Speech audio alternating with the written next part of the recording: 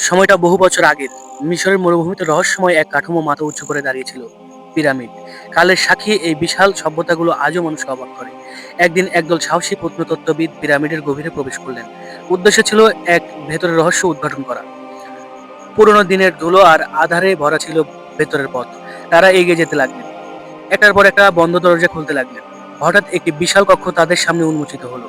কক্ষের দেওয়ালে অদ্ভুত সব শিলালিপি খোদাই করা। হায়ারোগ্লিফিক্স লেখা সেই সব প্রাচীন লিপি যেন কোনো গোপন কথা বলতে চায়।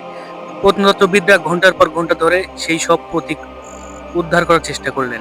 কেউ বিশ্বাস করতেন পিরামিডগুলো ফারাওদের মমি রাখার স্থান, আবার আবার কারো মতে এগুলো ছিল মহাজাগতিক শক্তির কেন্দ্র।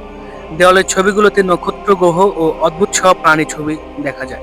বিজ্ঞানীরা অবাক হয়ে ভাবেন এত বছর আগেকার মানুষ কিভাবে মহাকাশ সম্পর্কে এত জ্ঞান রাখত। গল্পটা এখানেই শেষ নয়। পিরামিডের ভেতরে এমন অনেক কক্ষ আর গোপন পথ আছে যা আজও অজানা। হয়তো কোনোদিন এই রহস্যের জট খুলবে আর মানুষ জানতে পারবে পিরামিড আসলে কিসের প্রতীক ছিল।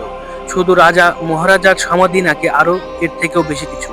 এই বিশাল কাঠামো আজও তার রহস্যের চাদর মুড়িয়ে দিয়ে দাঁড়িয়ে আছে।